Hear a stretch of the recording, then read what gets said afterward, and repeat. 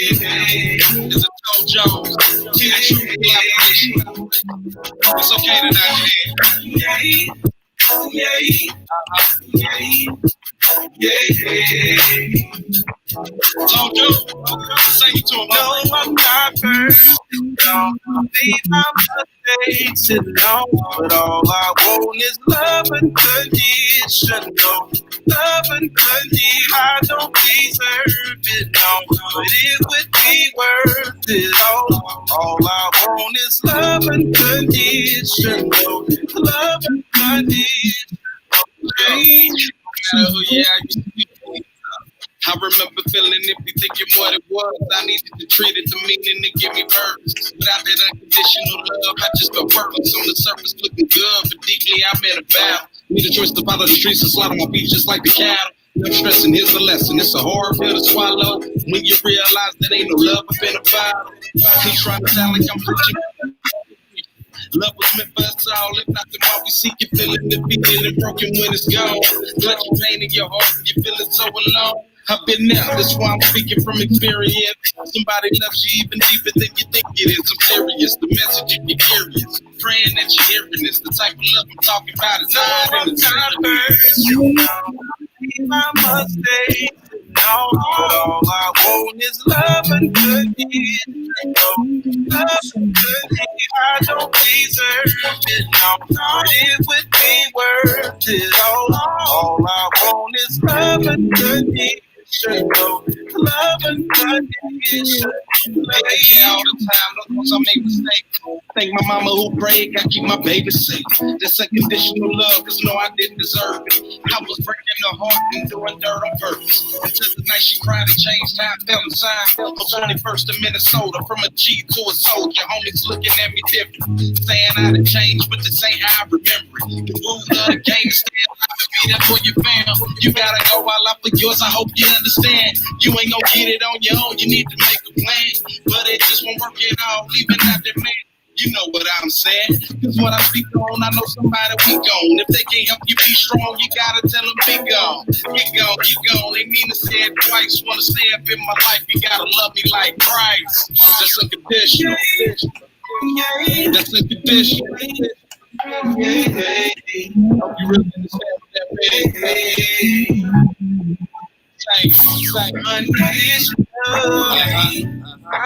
Unconditional.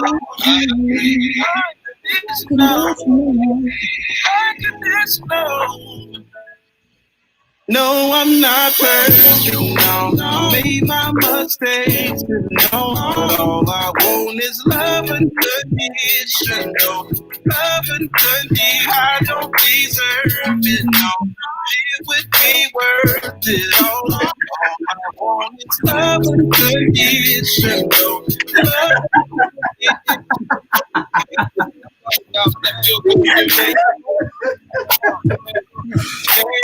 Somebody grooving? Am I missing the groove? No. we can turn it down now. You let us get our beat drop out, so we good. But weird caught my body language, my eye contact as I read him talking about Chi-Town is the best town I see. He saw me read it in my face rack. He crashed up.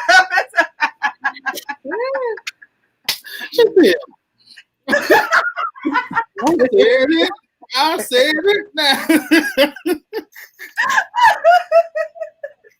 I'll tell you one thing. That is one thing that I cannot do is hide this here face. Poker face I do not have, okay?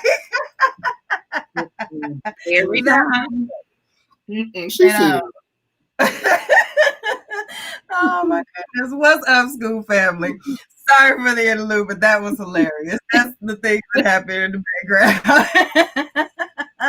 What is going on? What's going on? I am Q Willis, and we are the crew. Welcome, welcome, welcome. We are so glad that you decided to slide on in. Not only have you obviously picked a lit Tuesday to come on in with the crew, because we are there. We got our throwback music in, our favorite song. Curls got the Kels popping. Kels got the curls popping.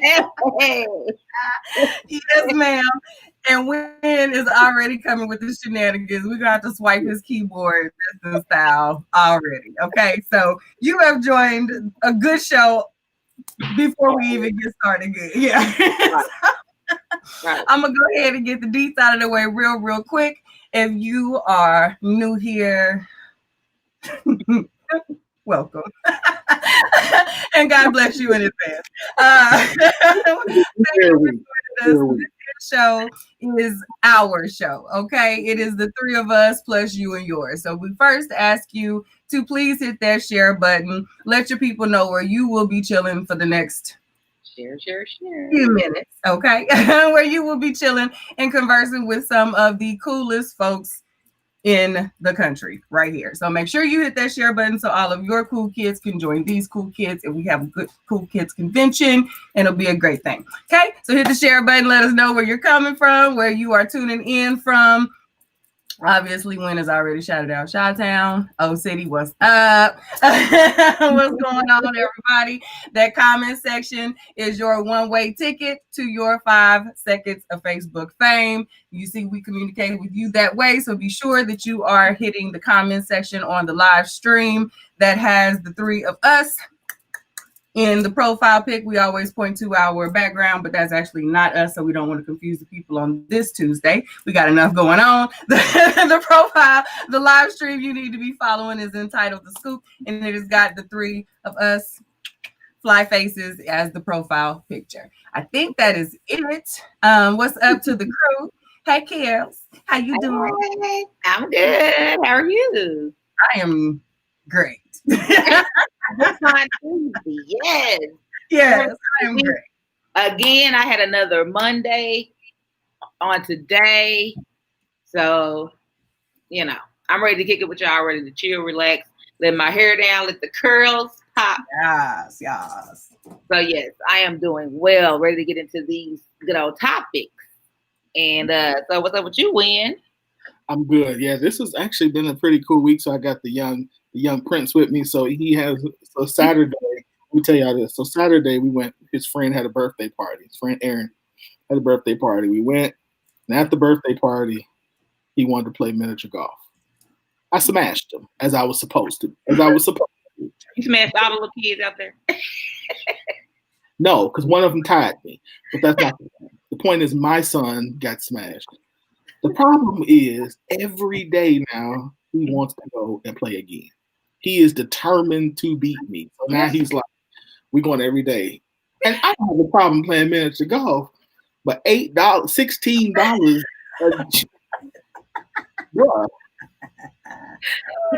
You like, hold on, man. You better get on Groupon. Yeah, Groupon to find something. Right. Yeah, bruh. Like, I'm like, and then he like, oh, let's go race car. That's another 16. Fun. I need you to. I told him yesterday, you got to get a job. That's it. Yeah. I said, we starting you a company. He was like, okay, cool. I'm like, well, I'm glad you're that excited about it because all this money you trying to spend, it's time to start you a business. So yes, I'm good.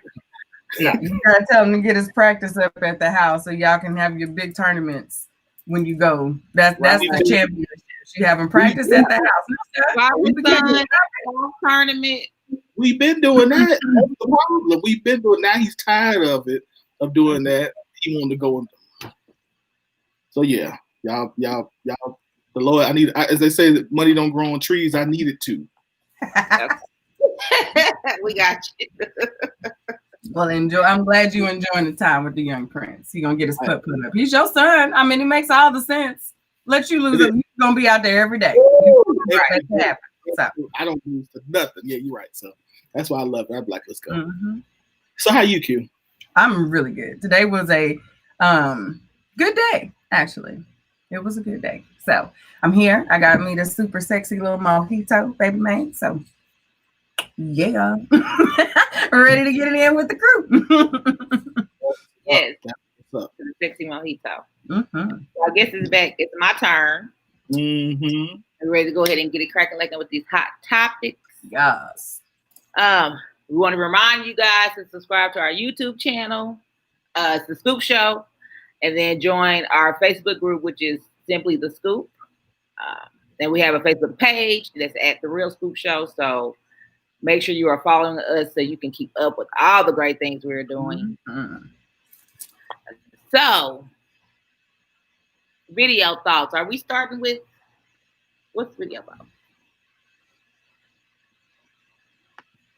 Sorry. This video. Oh. I didn't ever watch it. I forgot about this one. So, yeah, I'm going to go ahead and let's see. Let me go ahead and read it. Oh, hold on. Sorry. Yeah, you want to make it bigger. It says, is this patriarchal culture or gold digging? I'm picking up a vibe that these two are involved romantically. What would you do if you were already deeply in love with someone and they share views, I guess, like this with you? So, you know what? I'm just going to admit, I did not watch the video. I forgot to watch this video. So I really don't know what everybody is talking about. So Q was rolling her eyes the most. I'm going to go to you first, Q. So I watched this when Wynn shared it with us sometime last week. And I don't remember whatever synopsis I sent back on it. But I had some thoughts. First of all, homegirl got on my nerves. She was a bit much. Just her whole presentation was a lot for me. So I did not watch the complete video. I feel I got the gist and I was good. So she could not possibly have said much more to what she said at the time that I watched that would have changed my mind that much.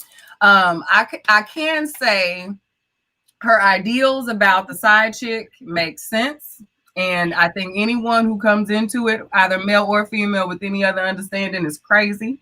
Because she did kind of make a very good point about that. And that whole, what did she say? She basically said, okay, so she basically said that if a woman goes into a situation as a side chick, she completely understands that she's a side chick and that she should know that it is for either sex or for money. If the sex is not happening, then you are there for money. And that is that. There's no other, like, what do we do? It's a side. Yeah. Okay. What are we doing? So that part I agree with. Now, she also said some stuff about if her man doesn't make, if the dude that she's with doesn't make a certain amount of, doesn't make more than her, which I think she said was like 3 times. Yeah. At least 2 to 3 times more than her. And then she also said she doesn't make a lot of money. So I was like, 6. Okay. So that in itself made me go like, okay, girl. So, but she said if he doesn't make that amount of money and he decides to stay with her, that gives her the right to talk crazy to him. And he's supposed to deal with a certain amount of crazy, and that even if it was reversed, that she would somewhat expect the same. That is the dynamic of power. And I was like, homegirl. And cheat. Yes. And cheat on him too if he's not making, like, the money is what unlocked all of the good things for old girl. And she kept trying to make it feel like it was attached to something other than the money, and it was not for me. And I did not get that. Now, I will also say, not lead with, because I said a whole bunch of stuff, but I will also say that she is younger. She appears to be much younger than us and our probably ideal audience. So the stuff that sis was hitting on sounds like keep living. You know how they say, oh, right, yeah. Keep living, little baby. You know, that's kind of how I felt about that. And I was like, I can't, like, where I'm at now won't even allow that to come in and process fairly. So I wanted to give her a chance with the people that she was really speaking to. So I was like, nope, I'm not even going to tear this apart like I really want to. Let me go on and pause and give my little feedback. Okay. What do you think, Wynn? So from her standpoint, I agree with everything you said. My problem was that also, like, it was a lot of stuff that she was saying. You were like, yeah, no, you know, like, hey, that's right, yeah, like, yeah, no, like she made a comment, you know, like the comment about him making more. The person she's with has to make at least 2 to 3 times more than her for her. She didn't use the word respected, but basically that's for her to be. And she said because men who don't make money, she said basically for her the exchange is you're asking me to give my life to you, so the exchange should at least be that you should be be able to take care of me. Now, I disagreed with the fact of having to make 2 to 3 more times than you. I agreed with the fact that there has to be a value exchange. Like, you know what I mean? So it was like, okay, the value part, yeah, but the value being the money is the problem. Okay. Yeah. And so it was like, there's more. And he kept trying to say to her, and then she also pointed out, and then she tried to flip. She said, well, because this is what y'all do. Y'all want women who have, like, y'all will let a woman who is attractive with a big butt, has the body type that you want, do whatever you want. You know, y'all will take her when she don't have any money, when she don't have this, when she don't have that. So why should not I, as a woman, find the thing that I find valuable, which is security? Again, the butcher is fine, but then to her, security was only money. Okay. So yeah, it was. I thought she needed to grow, like you need to grow, but then she said she has like a 6-year-old kid or something. She had a kid. That don't mean nothing. But I'm just saying, when I said that, I'm like, man, you know, You would be a little more mature if you had. well, not even more mature, but it made me think maybe she's not as young as I thought. Because I'm like, maybe this sounds like something like a 22-year-old. But then I thought, well, I don't know. She got a 6-year-old. Maybe she's 30. I don't know. Yeah, her age never came up, but it was. I think when she started giving the examples of the men that she was dealing with, like y'all would choose the big butt, like that said young girl to me. That also said young man.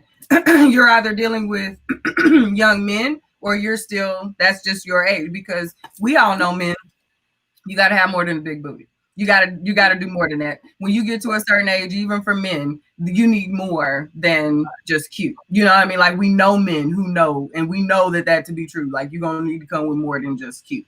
So for me to pay these bills. So yeah, what she wants, she's got to do more to get for an older man. And you can't bring him those examples as the reason why you come in with all of that extra, and that'd be okay. So yeah, she was special. When you watch it, you're going to be like, ooh-wee, Kels. I kept seeing I don't know. I never watched it, but I saw people like really complaining about it, but I never really got the gist of the video. But what did you think of his comments? I actually did not have a lot wrong. Like, he was saying all the stuff that we say we want men to say, and she was not allowing him to finish, which irked the hell out of me. Like, that was, I think, one of the things that made me have to that I ended the video for, because he was on to something. He was trying to speak for the other side of men that she kept insisting she knew. Like, she generalized all men, and when he tried to give her the other side of that, and he wasn't even, and I can say he wasn't even like laying it on extra thick. Like, he wasn't Derek Jackson in the situation. He wasn't pandering to the people. He was being honest. Like, no, like, I'm gonna need her to do, like, I don't need her to be XYZ thing because I got XYZ. Like, I'm not really doing. He was being honest, and I think definitely more rational than she was, more realistic in what actually happens when a man is really interested in a woman. Now, when a dude is just in it to smash, he's going to deal with her accordingly. But this dude sounds like a dude who was dating with intention, with purpose, or likes to date with intention and purpose. And she has not encountered those men. So they weren't going to speak the same language. They weren't having the same conversation. She hasn't encountered men like him. So when Shanae tried to, when Shanae proposed that they were romantically involved, I was like, oh, hell no. Like, he want to shake her. He want to make her teeth click sitting right there. Like, so I can't see him trying to go into something long term with her, because he was like you can, if you look at body language, dude was like slumped in the chair. He was like, right, he put the picture with his arms folded. Look at them. Yeah, like, look at how he's even sitting there. Like, he was like, hey, bro, like, he wants to come at her completely sideways. His whole body language is like, hey, like, I don't even like what you're doing right now. Like, he giving her all of that. I don't see any comment. Did anybody make any comments on any of your lives? No. No, not on this one. It seemed like it must have been pretty clear cut. It wasn't a lot of back and forth with this one. So, oh Lord, we're gonna go on to the next.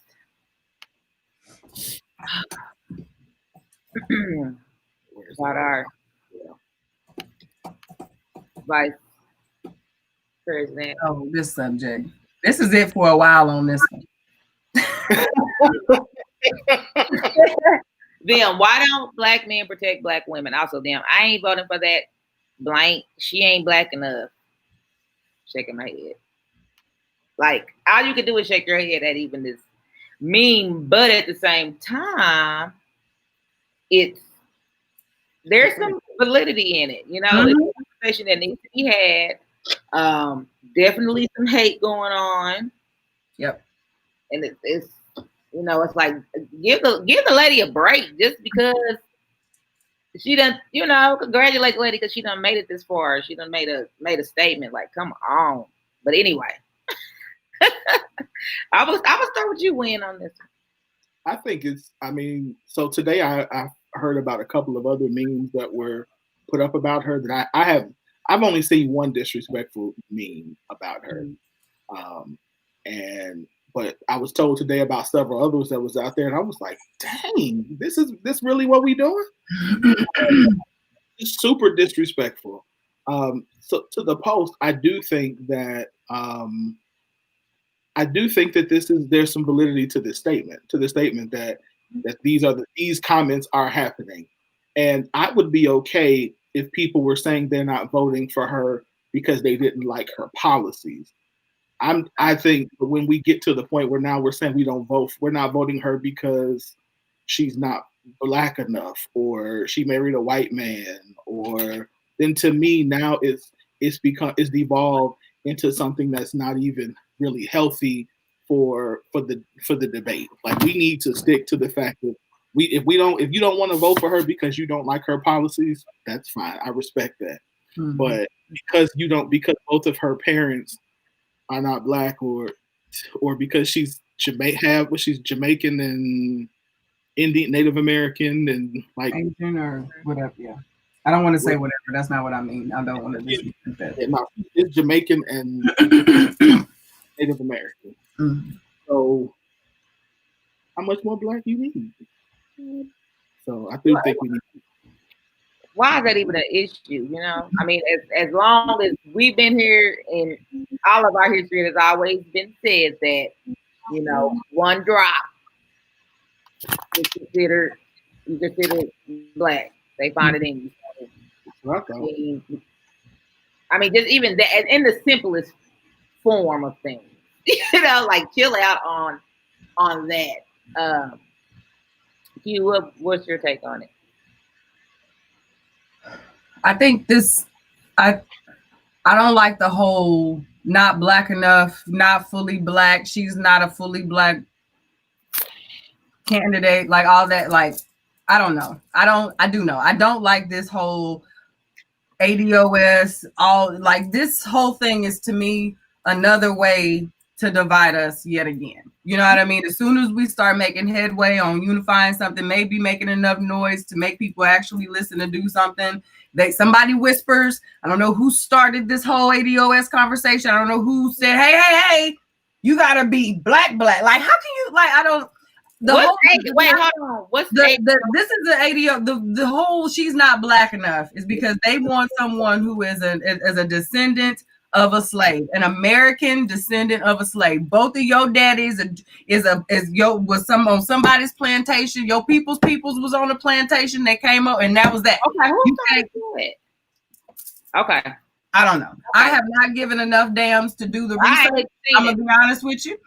Because I do not see the point. I think we were having a conversation where people who have never talked about reparations and making some type of headway were having a conversation. They were trying to come up, even if they were haphazard plans, they were something to answer, whereas they weren't ever having a conversation before. Somebody threw this in the mix, and now everybody's like, oh yeah, you ain't black enough.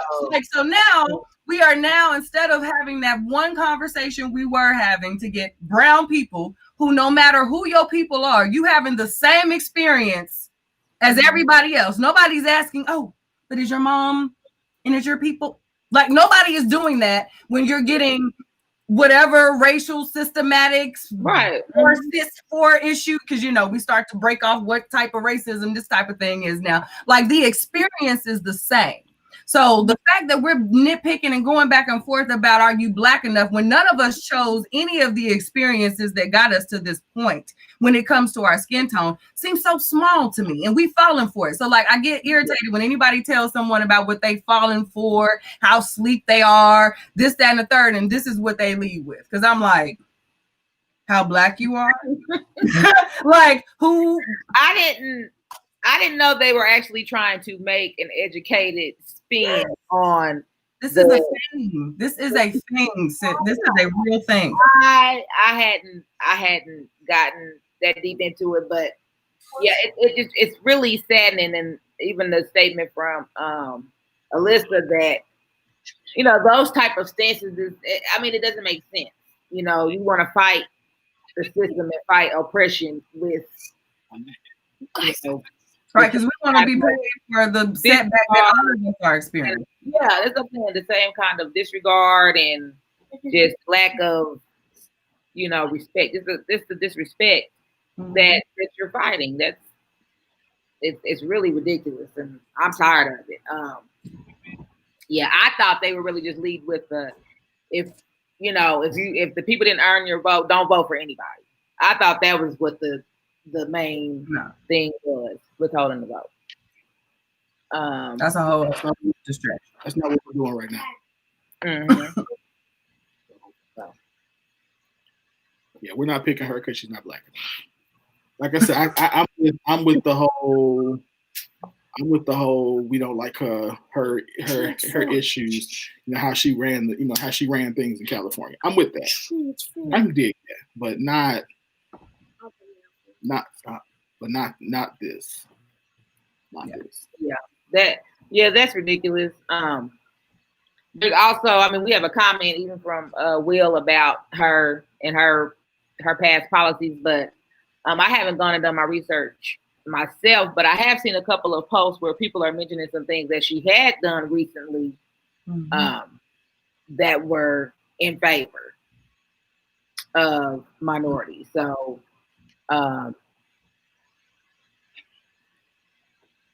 yeah, another comment. Do we have another choice? No, we don't have another choice at this point.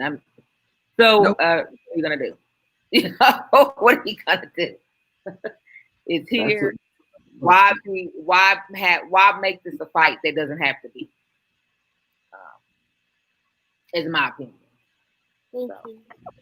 I think.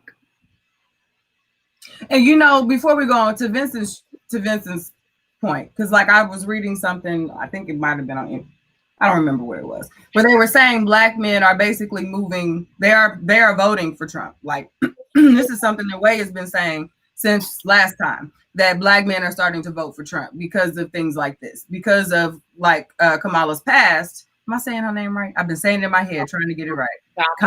Yes. Because of her past, they won't vote for anything. They won't even listen to anything that she's got going for the future. And to me, that's interesting. Now, I'm obviously not a black man, okay? And I will not profess to be one. But it is interesting to me how black men who feel this way are not at all interested in the change that she's made since her previous job, okay? Because this was still her job.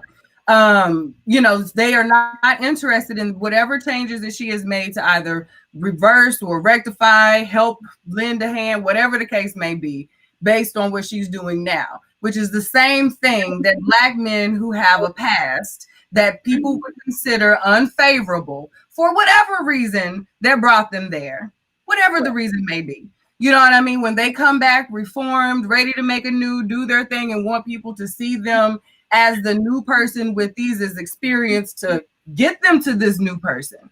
It's just very interesting to me that they will obviously choose against their interests based on, or whatever, you know what I mean? They will go with Trump, like, I'm sorry, I just don't see the point how that person is helping black men. I don't see how that could be the betterment because of this. So that ideology is hard for me to process. So I don't know if there's something that is specific to black men that makes that okay and make it logical, but that does not compute to me when we put it there. Yeah.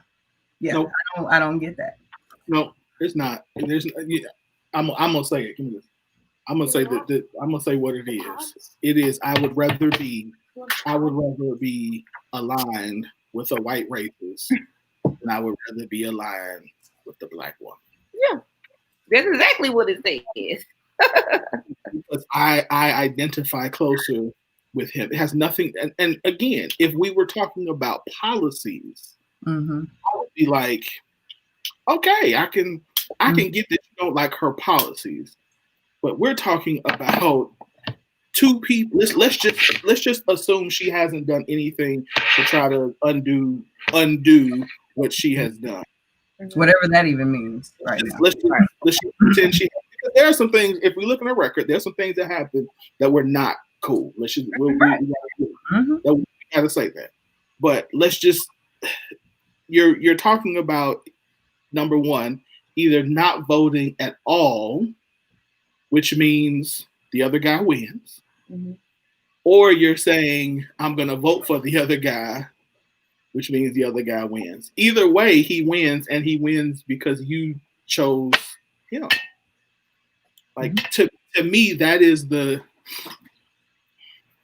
part I don't get. Like I said, if it's a policy thing, if you're saying I like his tax plan, I like his, whatever, I'm with it. I'm with it. I'm with. I like his taxes. I'm for taxing the middle class more. I'm not for healthcare. Him repealing Obamacare. I'm for him.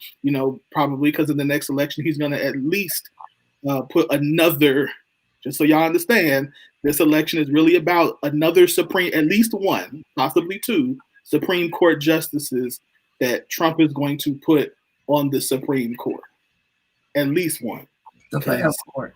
Ruth Ginsburg, she on the last. She's literally holding on out of office. So number one. So then at least him and maybe one other. So her, and one other. So that's really a big part of what this is about. Do you want a 6-3 Supreme Court? Right. Well, I mean, people don't think that deep, and that's what makes me probably more upset. I mean, is that you're blinding, you're voluntarily blinding on what you need to be focused on. Like you're voluntarily ignoring everything that's attached to it. So all of the stuff that Trump did, oh my God, he's way better than Kamala. Really? That's how you're comparing? Like, I mean, really? Is that what you really compare it to? Like, it doesn't make sense. It doesn't make sense. We got a comment with one of her. That's sad. One of the things Kamala has done. One of her signature accomplishments as Attorney General was creating Open Justice, an online platform to make criminal justice data available to the public. The database helped improve police accountability by collecting information on the number of deaths and injuries of those in police custody. Yeah. So, I mean, there's some things that she's done. I'm going to give her a fair shot. I mean, even when she came out the first time and we heard all the negativity, I was like, I don't know myself. I want to do my own research. Yes, there were some things that were questionable, which most people probably has done in those type of positions. Not giving her a way out, but you can't fault anybody for even trying to change or trying to do something after the fact. You can't fault them for that. People change all the time. It's ridiculous to say I'm not because of what she did. You haven't even taken a moment to research what she's done to better herself now. So now I will say this before we move on. The one thing that I would love, listen, her people need to go hard putting out the things that she has done. Yeah. Like flood the box. Yeah. Like, whatever social media dollars you have, your ads, somebody needs to send this to them. Whoever social media ads money you all have, flood the markets, flood the social media with the things that she has done to help Black men and women. Not all people Black people. Yeah. That is the main problem, right? I'm not problem, but that's the hurdle we're trying to get over right now. You went over black folks, you might be all right. You can deal with what Trump got. Trump doesn't have to spend any dollars against her right now. Like there's no need to spend a coin. And we be ready to be mad and jump on something. But again, Yeah, but we ready, yeah. right? But we ready to jump on stuff that's not really changing anything. Like No, that's why it becomes comical, and it's like, come on, trying to beg people to. Let's that's true. Leah, let's go ahead and move on from that. This next topic is. Oh, before we do that, can we do this real quick? Mm-hmm. Y'all, if y'all ain't seen this, shameless plug. Have y'all seen this? The new. Yes, Have y'all? I didn't have it in the podcast, but I thought the. I've seen it in my feed. I haven't had a chance to press play. Yeah. I watched it. I watched it today. I'm gonna tell y'all. So y'all know Dre. Dre is our friend. He is our boy. Him and his wife. First of all, today is their 19th year anniversary. So happy anniversary! Yes, happy anniversary. True goal. Yeah. To true. I'm trying to make it to 9 months. So they started their podcast today. Dropped their first one. It's on YouTube. Y'all listen. This is 30 minutes of true marriage, real deal marriage. What is the hardest thing we had to go through in year one? Why did you stay? How do you like? I'm sitting there listening like this is gold. Like this is. They just ride in the car talking. Y'all go and check it out on YouTube. It's under Andre Dowdy on his YouTube channel or on his Facebook page, and subscribe. Yeah. All right. Yes.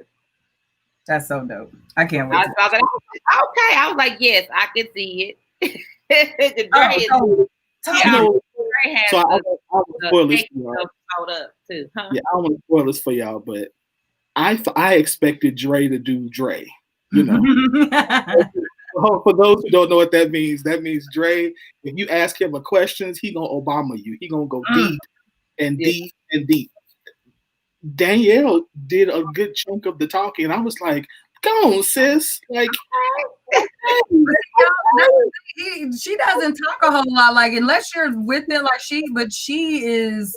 There's such a good balance, like especially when they're around each other, because she's very like regal. She gives you but she's also very down to earth at the same time. So like I can see her making it, like I can see Dre being like, and just listening to her. You know what I mean? Like I can see him wanting to let her do her things. I can't wait to see that. That's so cool. They've got such a good little it was really good. And I don't say that as my bias of him being my brother. I say that it's really good stuff. So y'all check it out.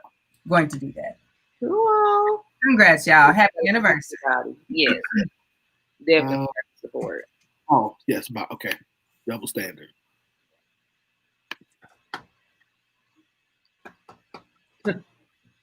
I'll let y'all read that.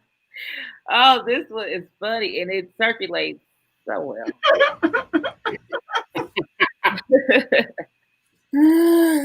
How tall are you? Why? I only date tall guys.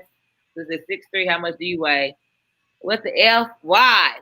I don't date overweight girls. Wow, you're a misogynistic pig judging women. I hope you die alone.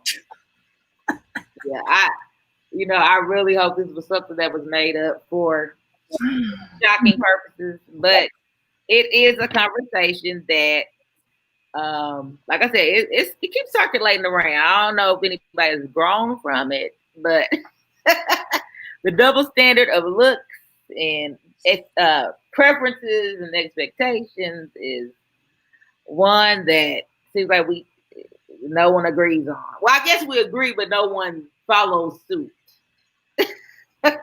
when it comes to this. So Winfrey got the thinking face on. Mm-hmm. It's ready. The thing, I don't know if it's I think that is like we all have preferences, and I don't think that's a problem.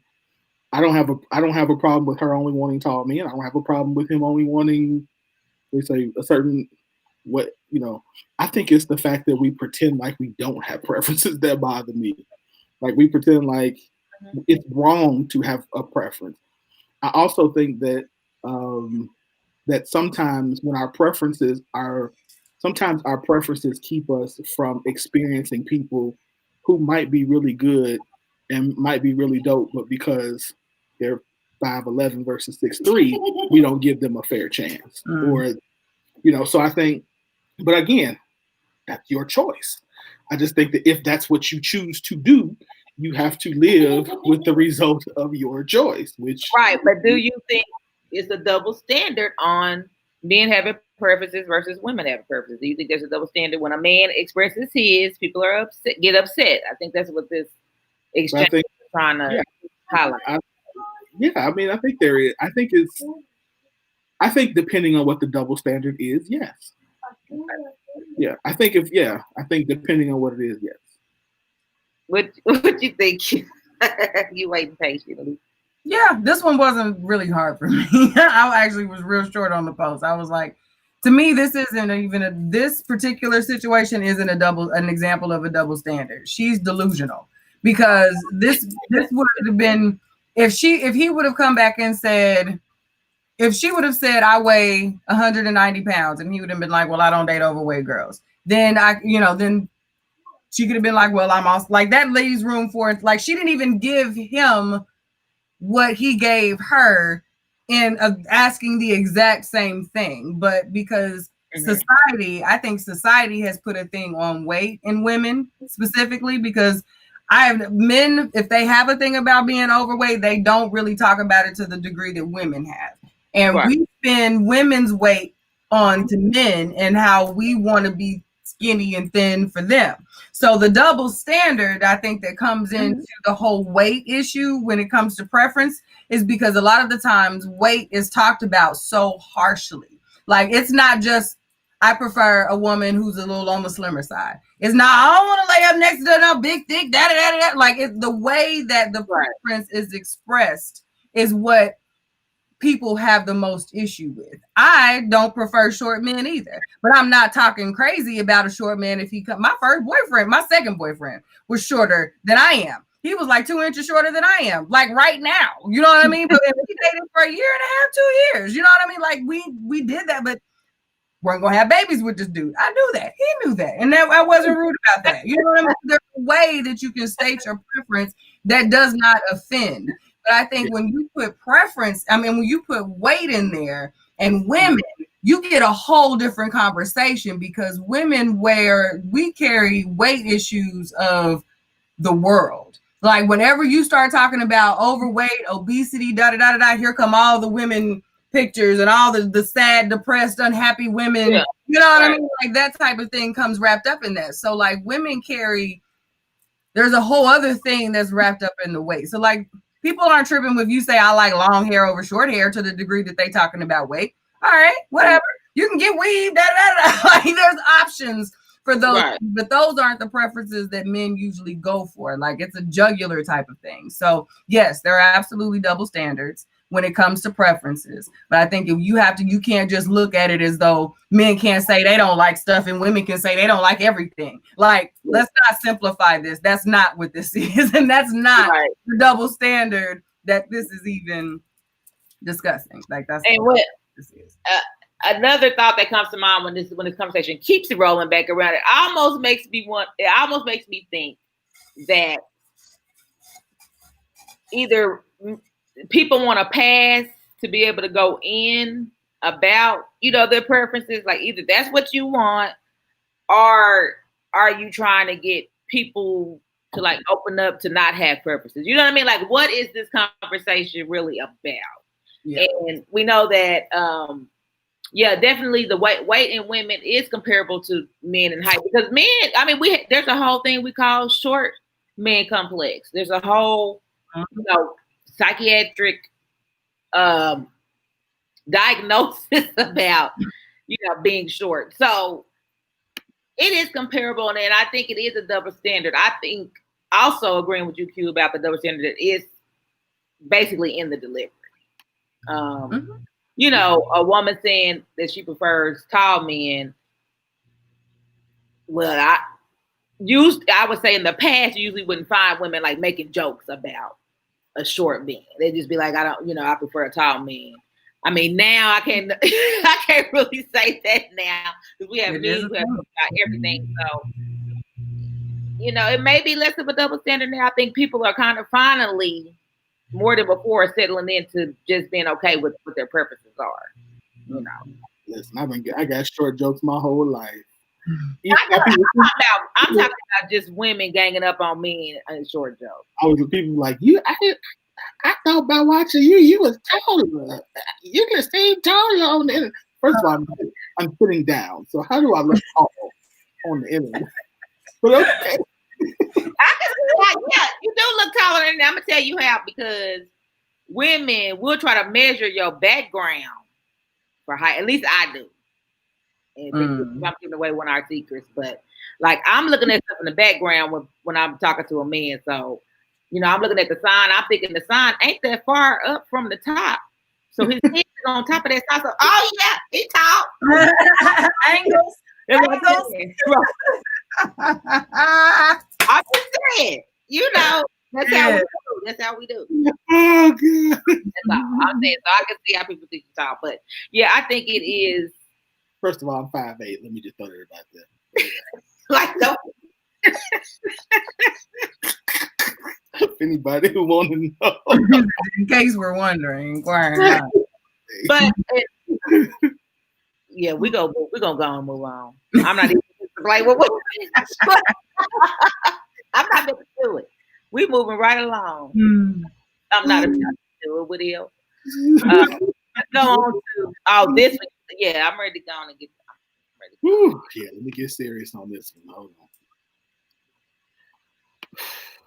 Cause baby, this one right here. Okay, so I know y'all see the meme. It says, "To all the proud hoes, remember this: if a man believes he can purchase your body for money, he might think your child's body can be purchased as well." I don't know if it says all that, but anyway. Shanae posted. Shout out to Shanae because she's been bringing the heat with the topics. So, someone please explain the correlation in this. That's fine. Yeah. What's the correlation with proud hoes or women who? I'm assuming he's saying proud hoes are women who are proud of getting money in exchange for sex, or proud of taking men's money. This was WAP shade. Right. Yeah. It could be a variety of things in a man's mind. It's Megan and Cardi. It's all things. WAP. It's all of that. Bathing suits, ponytails, updos. All of that has become part of the whole package. Yeah. Tigers and cheetahs, all that. If you like any of that, snakes, all hoes. Okay. But anyway, whatever will. Yeah. These conversations, I have been living for these conversations because I mean, I'm like, y'all really are trying to make anything remotely sexual dealing with a woman be something that is hoish. Like, I mean, like scum of the earth. Like you slept with the Pope and took his money, then slept with his brother. Like you.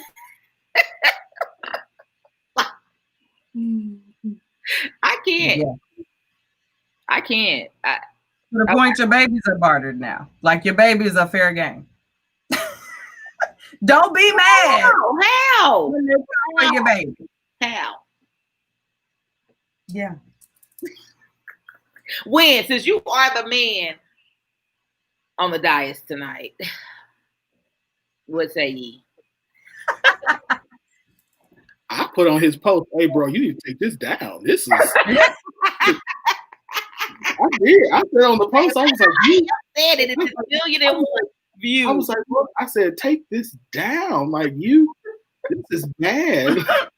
I was like, "You," and I said on the post, I was like, "You sound like you don't like black women. Like you don't. It's weird." And after that, I must have had like 100+ likes. I'm like, And people underneath my comment going, he don't. I was like, ooh, ooh, ooh.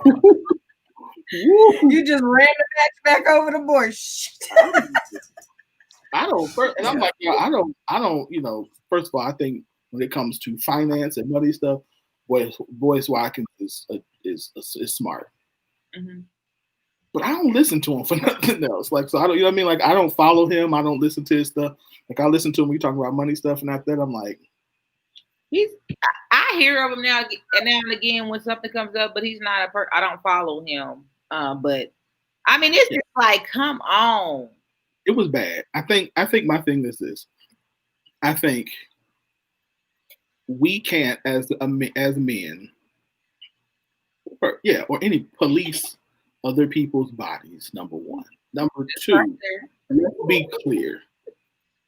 Cardi B and Meg Thee Stallion are entertainers. And even if this is who they are in person, to equate then that that you are opening their children up to something because of the songs, or even if, let's just say, that we are talking about women or a woman who does this as a living is now opening up her children to be a victim of pedophilia. You know what I mean? Like, it's crazy. Like, that is the definition of a fallacy. That's really what it is. It is a false equivalence, which is the definition of a fallacy. He has made a fallacious comment, period. I mean, it is ridiculous. Like, why are you putting that into the universe? Like, let's throw that in there too. Let's sprinkle that on in, sir. Why are you throwing those words out there into the universe? For what reason? Did you read? For what reason? Why pedophilia on your mind? We need to research him. Is he an R. Kelly fan? Because that's what I want to know. Q, what's your thought? Yeah, this is some trash. This is trash. This is trash. This is stupid all around. I watched the post in the group, and I can say by and large, the men pretty much agreed that this was trash. There was no real connection in this. So shout out to the Scoop fellas for that, because this was a no-go. There was a couple reaches for how this makes some sense that came from it. I did not agree with them. Not even gonna go down the hole. I'm just gonna say I did not agree at all. But this is crazy. And what I've noticed, I scrolled through Boyce's page, and I don't follow him in any capacity, whether it be financial or otherwise. I just don't. There's other people who probably sharing that same information who don't make my eyes roll like that. So I don't. But I scrolled through his page, and I'll just say this. For the betterment of a past month or so, you can't tell that he talks about money on his page. He has been talking about all things pop culture, hip hop, things that are not on brand, that have nothing to do with him, that he is aged out of having a true connection with.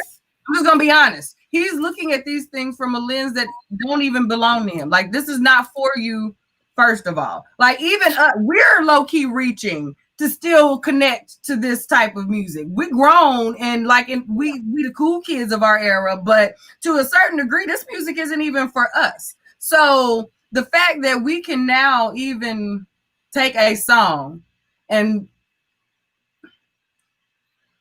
inject this type of energy, speaking to what you just said, into our communities for women that we can reach out, touch, and do business with, and actually influence or have influence over our lives, to allow this to be shared as many times as it was shared, co-signed as many times as it was co-signed, because if we didn't go for it, but this was getting traction. And like Shanae said, there are people who have shared other things, maybe not to this degree with this type of reach that this guy has, but there are men who have been making all kinds of digs towards women who work in sex work, women who are, who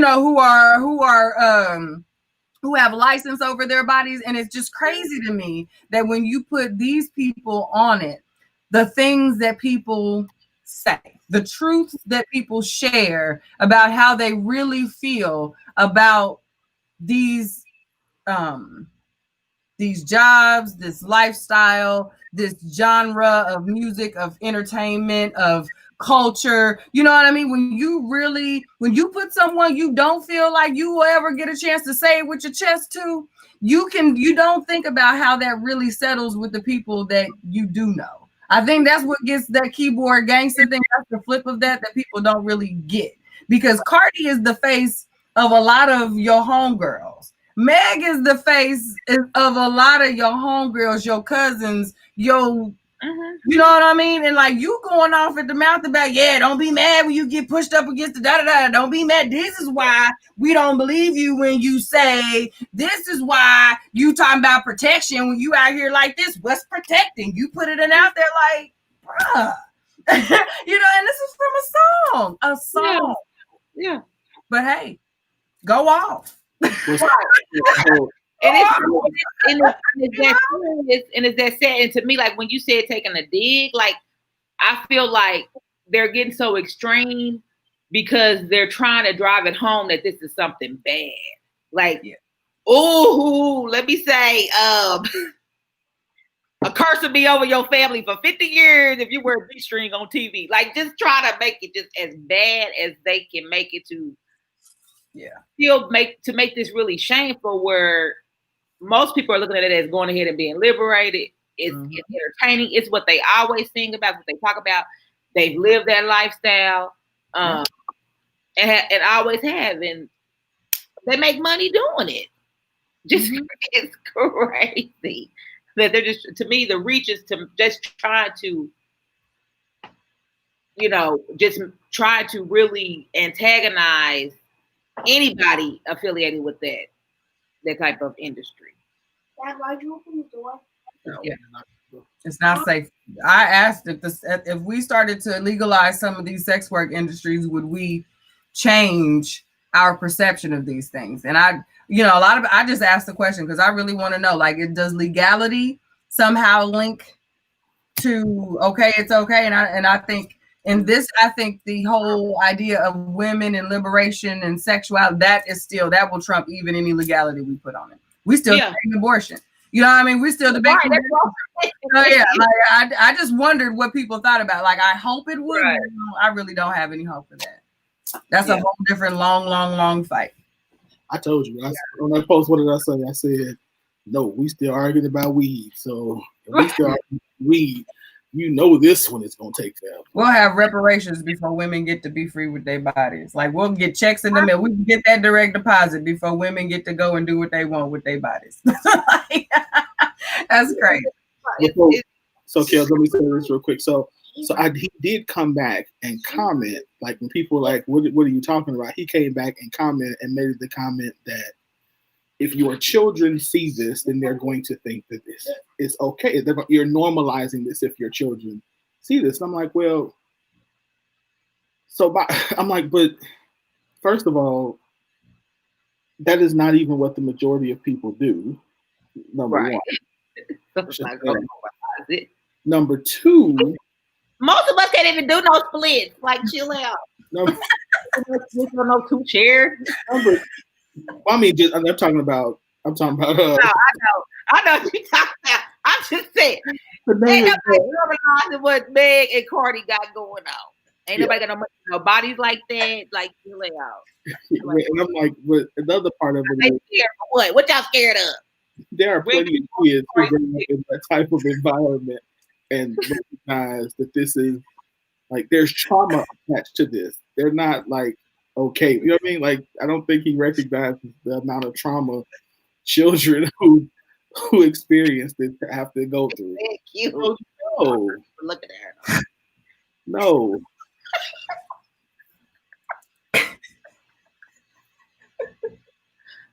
You left, bro. Sorry, you could get that thought off. I was like, what are we even talking about? We apologize. We tripped into a rabbit hole. That wasn't even playing. Just tripped right on into that one. Okay, you been practicing your split on the chairs. Stay back. Stretch it, but I don't know.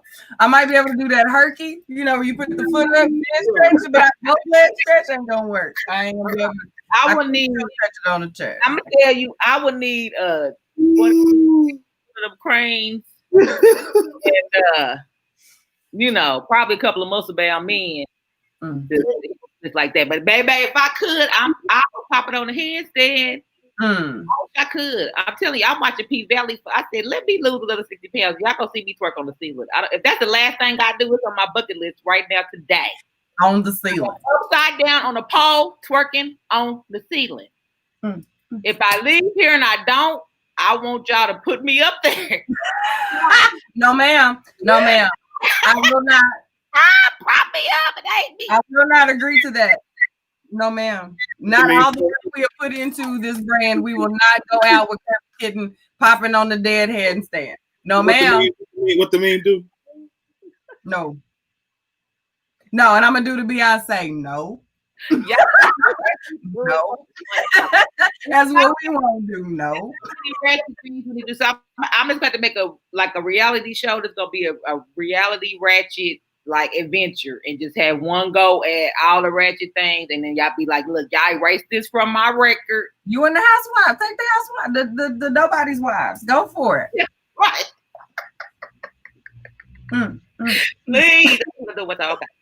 Okay. Y'all do not. Somebody tell Keisha, y'all got a trip. Plan it. Do not encourage this. No. Man, look. I'll encourage all the shenanigans while living, but what I will never agree to is propping my dead sister up on the pole in her post rig. It will not happen. Okay? So go on and get out, sis. Live your very best in a life. If they don't let you do that, listen, just get a cake made. Get a cake made and have it a pole with me on the dance floor. I mean, twerking on the seat. We gonna make you. We gonna make you. We gonna a paper mache Kales. Yeah, y'all could do something like that. Okay. If I don't make it, if I scratch it off the list, then we Gucci. Yeah, we good. Okay. As long as we don't have to manipulate you.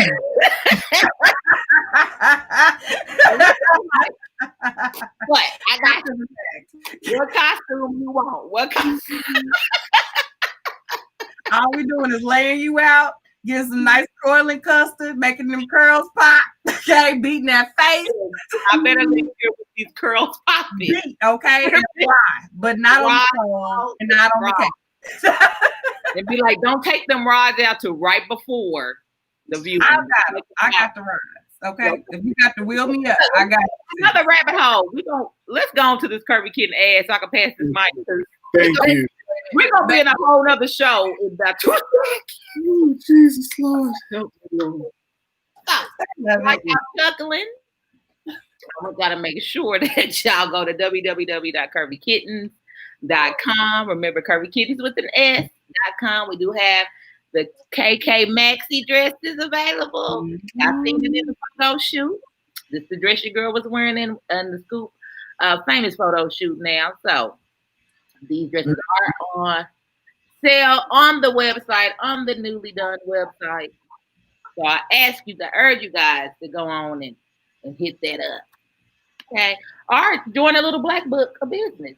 Yes. I'm one of the businesses that is striving for the best customer service. That's a part of the little black book. So join that and you'll see ads for Kirby Kitten on there as well. Look at me. It's a net. I got one in here too. That's what y'all see me doing at the same time. I'm doing it. And that also, you can order it on their KirbyKittens.com. But if you are in the Oklahoma City metro area or in Oklahoma, period, we are at the Back to My Roots marketplace. So make sure you can stop by there. I'm usually there on Saturdays. You can come in, get your autographs, a little selfie taking and all that with your Kirby Kitten purchase. So go ahead, put that in the atmosphere. Her goodness, also in the BTMR marketplace. What's the address? 4313 Southeast 33, 4321 Southeast 33rd in Dale City. Southeast 23rd? 33rd. 3-3. Southeast 33.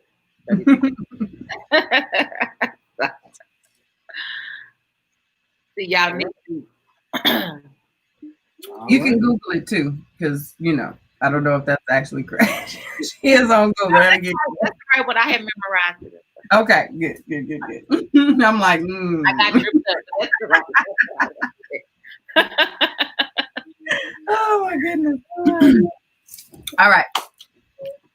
It is time to go ahead and get into the second half of the show. And we are going to talk about something this was a question that I posed. We're going to go ahead and pop it up there real quick, because this is a conversation that I was having with another wife about a week or so ago. And we were just talking about some things. So it was a very good conversation. So I wanted to ask the folks, if your spouse were to say to you, "I don't think you see me," what do you think they are saying to you, and how would you respond to that? So I asked this on my regular page and in the scoop, and I can say that I got action in both places, and I was very thankful for the conversation that I did get, because this is one that initially people were like, "Whoa, like I don't really know what this means." Yeah. You know what I mean? Like some people said, I can only go by what you show me. You know what I mean? Like, what are you showing me, and what am I missing? You know what I mean? A lot of people sat back and said, I would ask them, what am I missing? Flat out, what am I missing? What do you want me to see that's not there? And then there were some people who were basically saying, I don't know if I want that fight. I just be like, all right, babe, what if they saw this? Yeah, like that. Yeah, like it was one of those, you can't win. Oh, here we go. That's kind of the vibe that I got from some of the responses. But I can say when we started to dig, we got to more of a vulnerability kind of conversation. Like, this is a lot of the times we have, whether it be expectations that we have that have changed. There have been circumstances that have changed, that have caused the person to see themselves differently, that they're kind of reaching, asking themselves, like, are you even seeing what's happening here with me? Like, you don't see what's going on? Those types of conversations happen. So I think we had a really, really overall, I think some folks probably went home and thought about it, or maybe asked their spouse about it. If I were to say, like, do I see you? I could probably think some husbands probably got what? Or even maybe some wives maybe got some questions, because I had way more men respond to this question than I initially thought that I would, and actually engage. So shout out to the fellas in both spaces, because y'all showed up. Yeah, no, I give credit when it's due. You guys came and you engaged and actually you went there with me. So I appreciate, because y'all know I come with them follow-ups. So are you saying that? What I hear is I'm good for those. So I appreciate y'all taking the rabbit hole dip with me. I'm gonna go to Kels. Kels, you've been running the mic all night. I'm gonna let you go first on this one. What did you think about this question?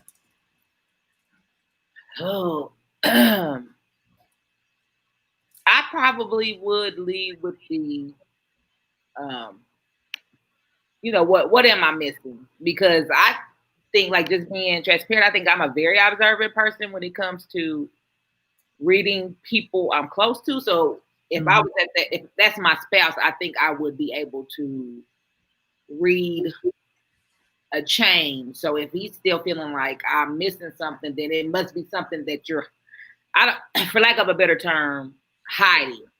Is it whatever you want me to see? Is it something that is important to you? Is it something that you think I'm gonna let? I mean, is it something that you're embarrassed about or not really comfortable showing me because maybe you don't know you're not showing me? So I think I would kind of go that route.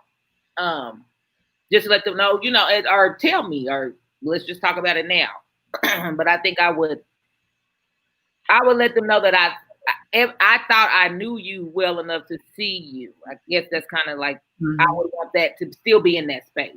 Like, I don't want it to be that I'm missing the mark on something important. Because to me, if you say you don't see me, I feel like you're saying you don't know me.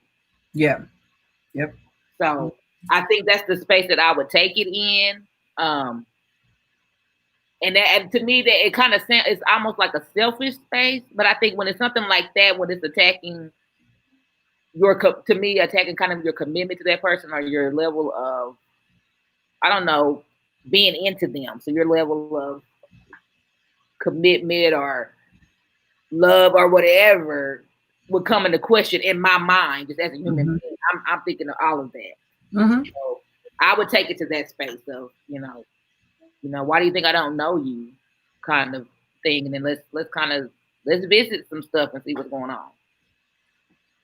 Okay. Very fair, and you are in good company. Trust me, when with that response. Yeah. Very much so. Wynn, what about you, bro? So on the post, I said that I would say that she is saying that I don't know how she sees life. I don't see the things that are important to her, or that I don't know what's like happening in her life or in her heart, or kind of the things that she's feeling, the things that. Then I said I would think she's trying to tell me that that I don't value her, or value the person who she has become. So if we've been together for a while, and people adjust and change. Yeah. Maybe I missed the change, and so now she's this new person that I just have lost contact with. How would I respond? I said I would respond like we just met, which for me means asking a ton of get to know you questions. We reading books, we're gonna play games, we're gonna do whatever it. I'm gonna ask 1,001 questions. I'm not Dre, but my level of cake it can be there too. So I'm gonna have to, I'm gonna start over because there's something that's not connecting, and so I would do what I could to try to make sure I reconnected with her, to make sure she understood that if I was not seeing her, that I was committed to doing it. And if like I said, that's what I would do. Nice. And I will also say that I know. Ooh, y'all. I applauded you because you were one of the few men who went into action mode. Like you gave us what you understood, but you're like, hey, I'm getting busy. I'm asking questions. We going doing stuff again.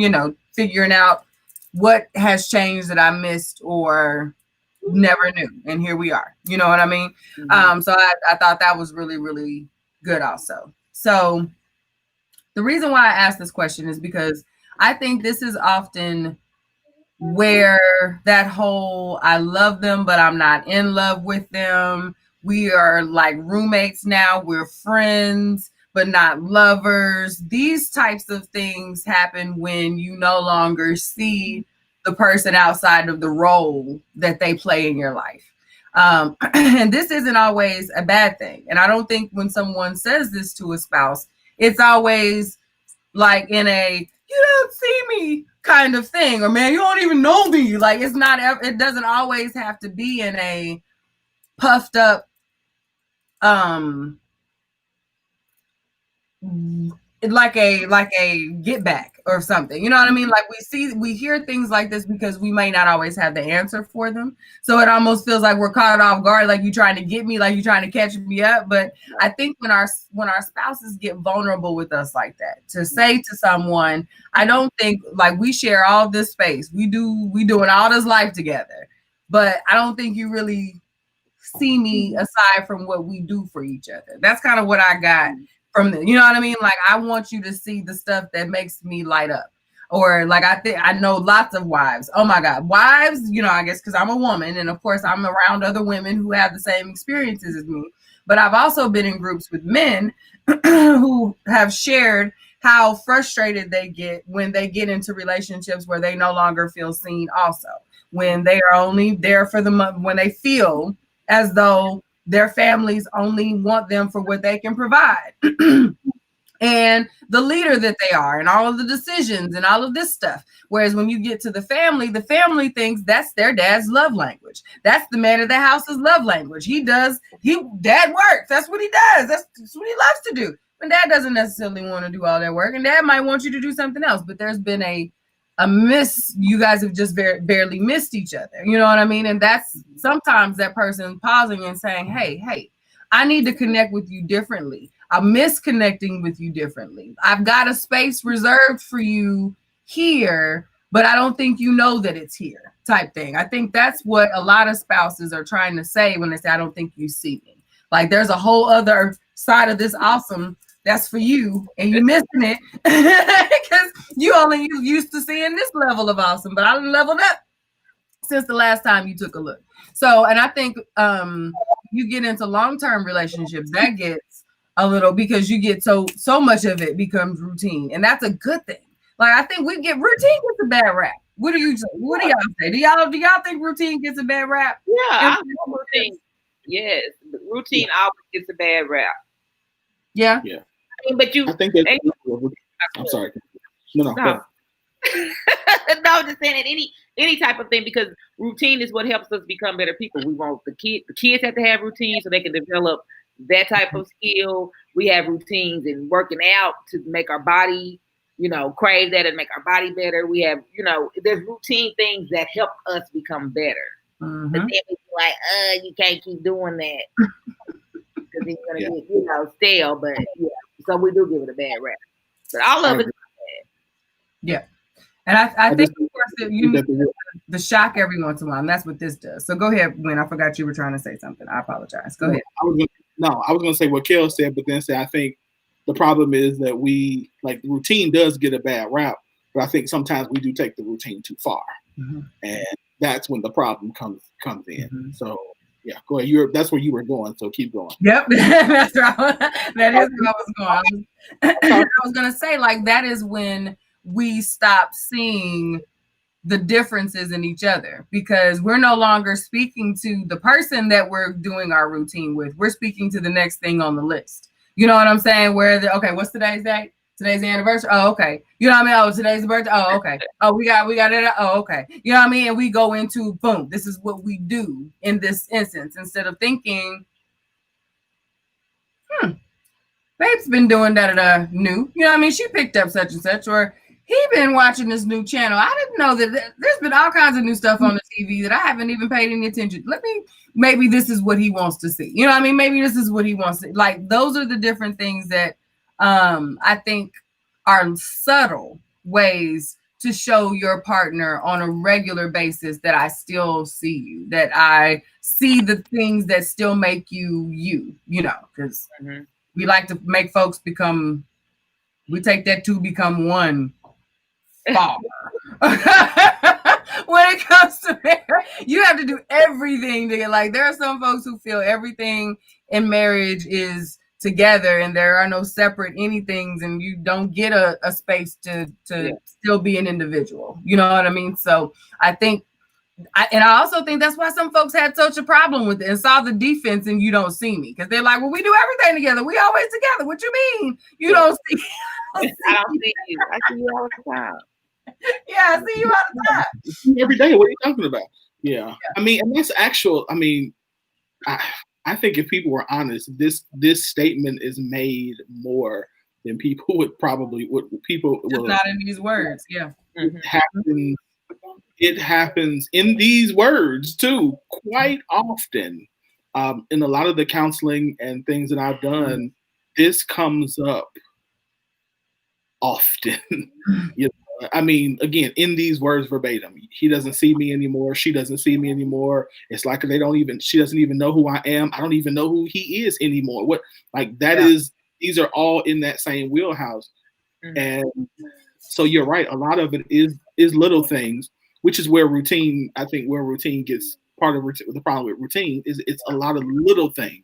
When you don't notice the change in what they're watching, when you don't, you don't notice that all of a sudden, she does no longer get, aroused when you do the same thing that you've done in the bedroom you're not paying attention. You're not asking those questions where you used to ask questions. And yeah, that's the little things.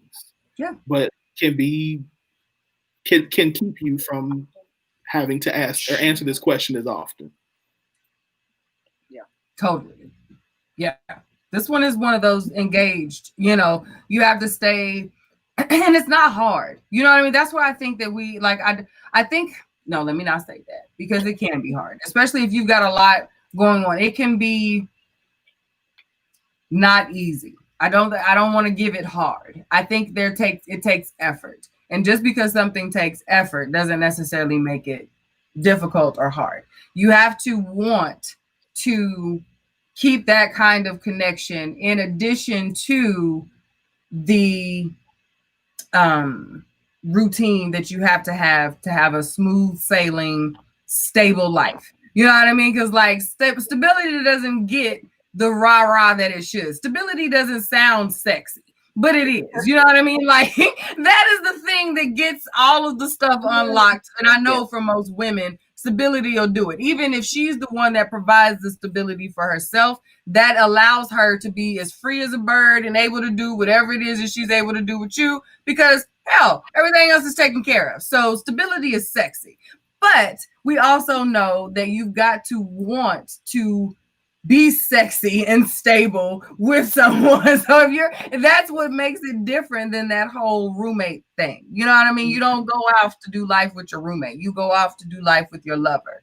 So these things are what keep you engaged as lovers, as opposed to just folks going half on the bills, you know. We got a question. Okay. So the question we got is, how would you begin to change the little things? Any beginning steps? Ooh. Yeah. First, ask her. I'm going to keep it simple.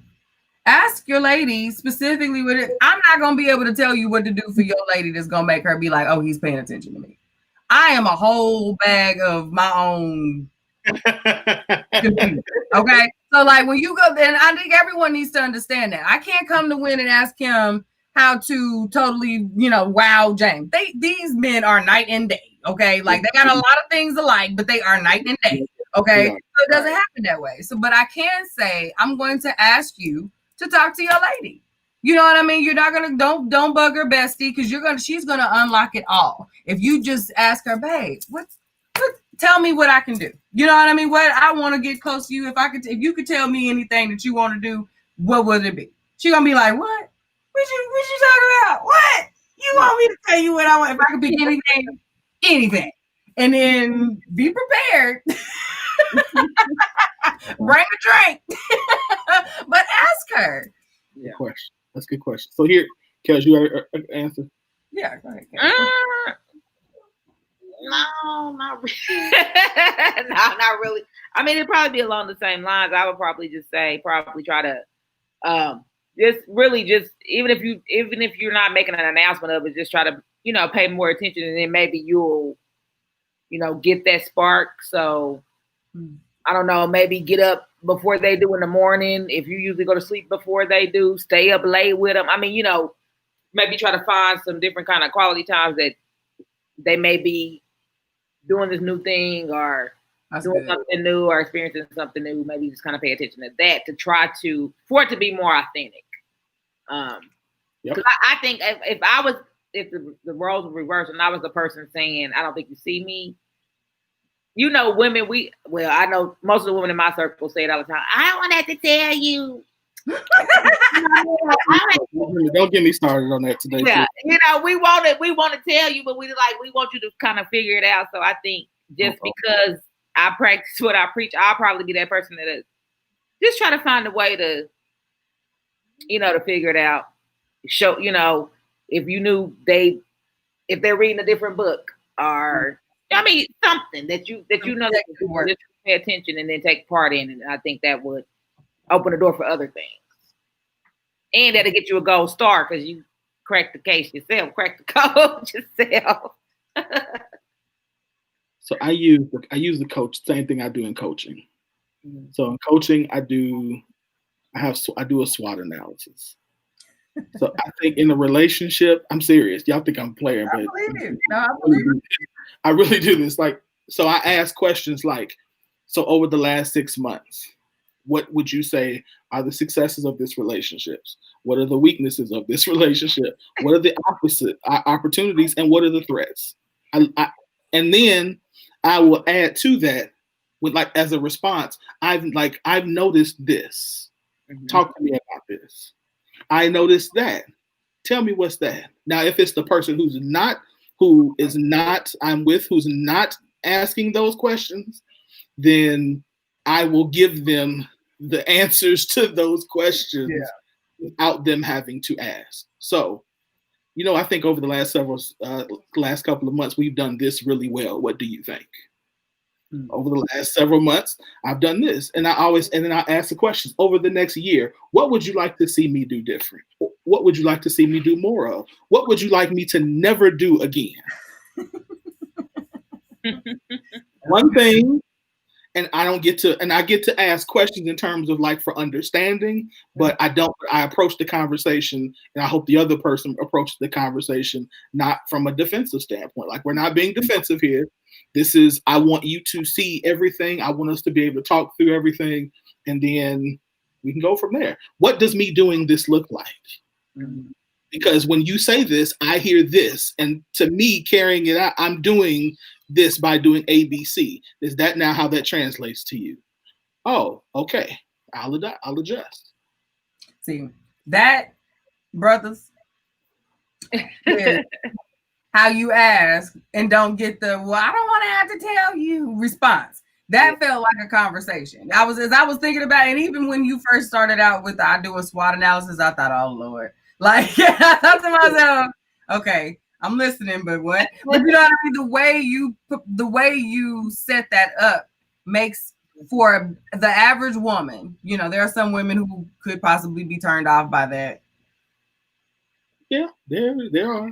But I'm thinking a man that would be engaged enough to say, or to come with, I see these things as our strengths. These things as our weaknesses. These as our opportunities. These things are threatening us. The idea that you even put a threat, that you've even thought about a threat in regards to our relationship lets me know as a woman that you're somewhat trying to protect our relationship. So even that, I think, would bring some of the defenses down. Now, fellas, everybody don't go out and do a SWOT analysis on their relationship and sit their ladies down with their power.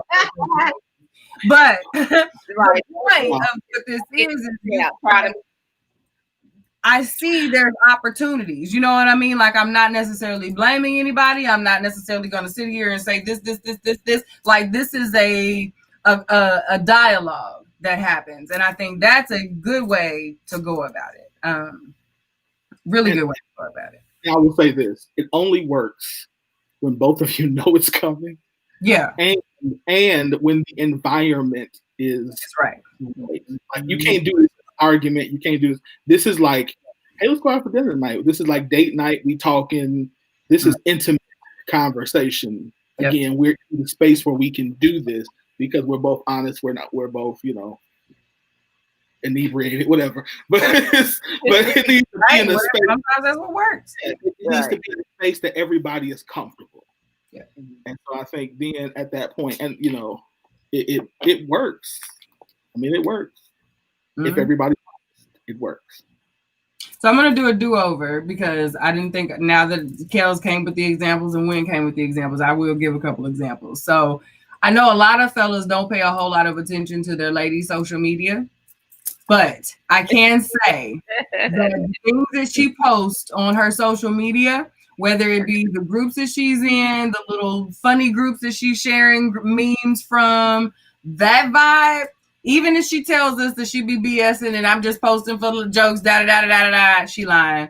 We all do it. It's something there, okay? It's there. But even if it's good stuff, she's in a happy, good mood. Sis is feeling silly. Take advantage of the silly. Send a funny gift. Send a funny meme. Ha ha hee hee together. That type of thing. But pay attention to the social media because that can give you clues into new interests, into new friends, new hobbies, new cool things they want to try. Like, all my homegirls are open books if you scroll down their feed. You know what I mean? Like, it is what it is. And it's not even a bad thing necessarily. That is our personal feed. So in a way, you're supposed to be able to get an idea of who that person is as their person. You're not the employee, the mom, the sister, whatever on your social media. That is your space to express yourself. So if you want to kind of get an over the shoulder look into what your spouse is doing, check that out.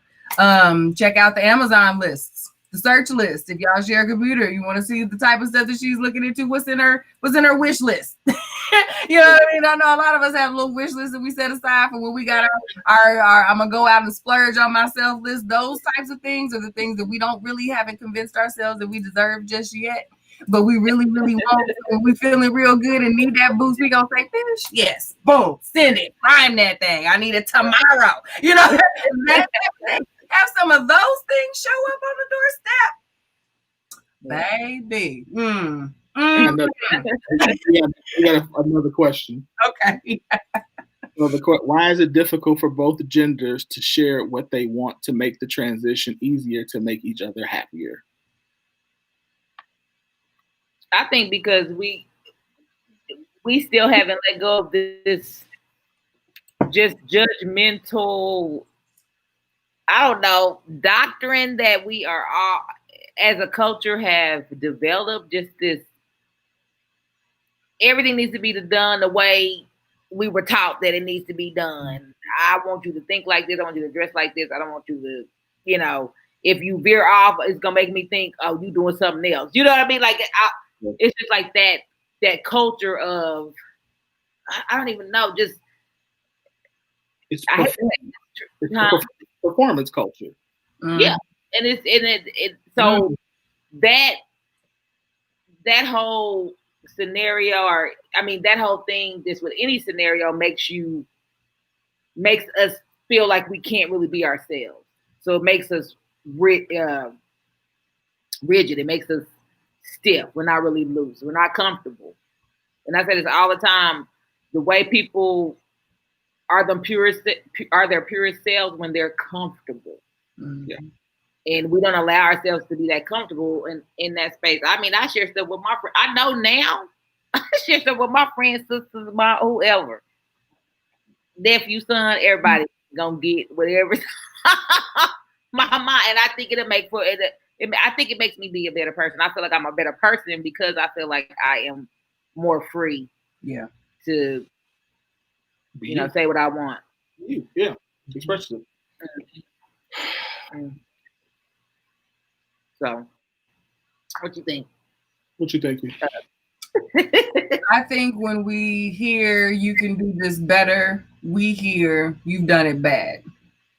We don't think you've been doing a great job. I see potential in you to do even a better job. We automatically hear you've been doing this thing bad. So I need you to be better. Like there's no middle. So I think that's why it's hard. That's why we set it up like, babe, I don't want to talk to you. Like we set it up like it's bad. You know what I mean? Yeah. Like we make it feel like it's bad. And I think that's because our culture, like you just said, the performance culture is a really good way to put it, because we're always on. You know what I mean? Whether it's for the school, whether it's for the man, for the job, for the whatever the case may be, we're on. And whenever it's time to get we hit the judges table, so to speak, you don't ever hear the stuff that they say before they say, and the next time I see you, let's try this. You know what I mean? It feels like we snatching you from the whole competition, and that's not what it is. And I think that gets easier the more you do it. I really think it just gets easier the more you do it and realize that this is a safe place. I think we could be better. That's why I'm saying this to you, because I'm willing to do these things for us to be better. And I think we got to start setting it up like that. Yeah, I agree. I think the other part of that is, again, I think it's performance culture. It's in the sense that we have an expectation of, we think that our relationships are all conditional. And so we have to perform because really the root of it is we're afraid that if they see this part of me, that they won't love me, or they might think I'm not good enough. And so we don't show certain parts of us, but we crave to show this part. So I think it's difficult for both genders to do it because typically, first of all, usually there's a difference in personality. One person is usually aggressive and one usually is passive aggressive, so there's some dynamics in there too, but it usually boils down to the base of it is, if I share this with you, am I safe enough to know that you will still love me at the end of the day? Yep.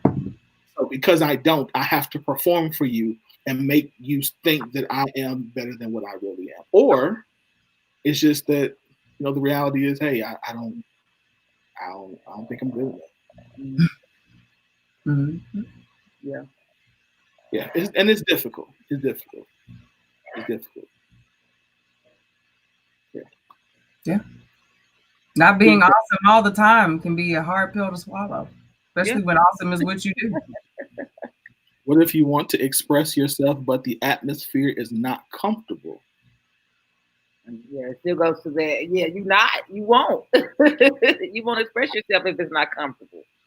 Yeah, I would say if the atmosphere is not comfortable, then you almost have to make it. Like you either have to make it, or I think the first thing to me I would do is figure out why is the atmosphere not comfortable.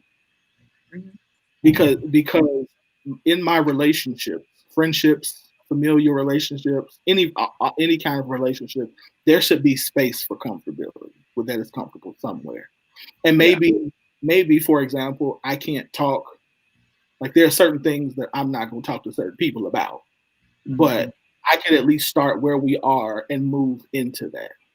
Yeah. So start where we're comfortable. Hey, listen, we usually good talking about sex, but we need to talk about credit score. Maybe not today, but we need to get to that. Okay. I mean, so let's and give that person a moment to kind of brace themselves. But we got to talk about it. Yep. Today might not be the day, but listen. But at some point, we got to address this issue because this is an issue and this is something we need to deal with. Yeah. And I would usually, because I'm the soft blow person, I would usually say, and trust whatever you tell me, we're gonna get through it. And I mean it when I say that. We're gonna get through it, but we need to address this because either this is a problem or this is important or something like that. I'm the soft blow person. If you're not a soft blow person, that last part might be difficult to say, but right, because I'm over here like, it's not comfortable now, but it's not going to get any more comfortable if you don't have the conversation. That's yeah. I mean, I know, soft blow person, get it on out there person. So I'm to wait until that trigger hit, and blow it up. Use that opportunity with that trigger hit. Oh, okay. So while we argue now, that's the worst time.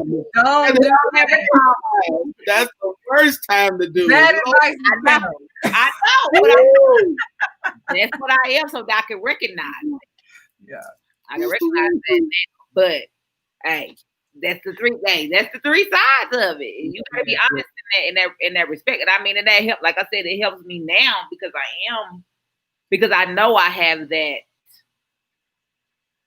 I don't know. I had that desire to always want to be. I don't want anybody to feel bad. Okay, that's my premise. Like I go to great lengths to just be a nice person. I really think it's just good karma. I want to be treated nice, so I really go out of my way to try to treat people nice. And so it's like I'll let that be the motivation to let things slide. And so that causes things to build up because I'm still trying to say, oh, I see the good in it. It's not that bad. It's not that bad. Not that bad until that last straw. And I mean, honestly, I don't know. I mean, I don't know how to fix that within me because I will be thinking about the other person's feelings so much that I would disregard my own. Like, you really can't fix it unless somebody helps you fix that. It's not really like her. So, Kels, I'm gonna be. I can understand that because I can be like that at times too, where I'm the it ain't that bad, ain't that bad, ain't that bad, ain't that bad. Like, oh, right. And it is that bad. Right. Like, oh, wait, hold on, you just didn't wash the dish. Why we go through all of it's. So I get that, but I like today I was thinking about. I was like, to really that's a part of being passive aggressive, and so it's like, so how do I address that? I address it by when the problem comes up, even is training myself to say, hey, I don't like this. Like, just like that. Hey, I don't like when you do that. Please don't do that. Or but waiting until I'm in a, like, my thing is usually let me calm down, and then once I calm down, I forget about it, and then I blow like no, we got to address this. Hey, I don't like when you do that. Don't do that no more. And I go from there. Like, you just got to say it. Mm-hmm. Candace says perhaps go to another setting that's more calming. Sometimes it's best to leave the house to have difficult conversations. That could be true. Sometimes it's easier to text and have the conversation. Whew. Yes, it is. As much as I hate a hard conversation via text, that is so true. That sometimes it's easier. Yeah. Because you got to get out of the most. Because I mean, shoot, back in the day before text, we used to write a good old letter. You know, you get that piece of paper, you used to get the job done. So words that definitely got me in trouble. That whole texting thing has worked against me. Sometimes it's easier for me to just say it with my words than writing, because y'all know me with words. Like, and I say, like, I do not want to do this. Like, this is not how I want to do this. I have nice words ready for this verbal conversation, but if you hit me with some like I don't like that. When it comes to hard conversations, I prefer words. But I recognize that what you just said is valuable. Like, that is not always about how you prefer to have a hard conversation, especially if you're the one who needs to have the hard conversation. That's something I don't think we really adjust to. When you need to have a hard conversation with someone, your comfortability is not always priority. You need to make that situation as comfortable as possible for the person you need to have that conversation with, so that you could get as much positive value back from that. Because you don't want to break down another barrier on top of the hard conversation. Like, now we got to argue because here you are with all these words that don't give them time to think, process, respond, or don't, whatever the case may be, that whatever, you have to think about that. And I think a lot of the times we go into a hard conversation looking to make it easy for us. And the whole point is to have an easier overall conversation, so everyone comes out of it like, I guess that wasn't so bad. You know what I mean?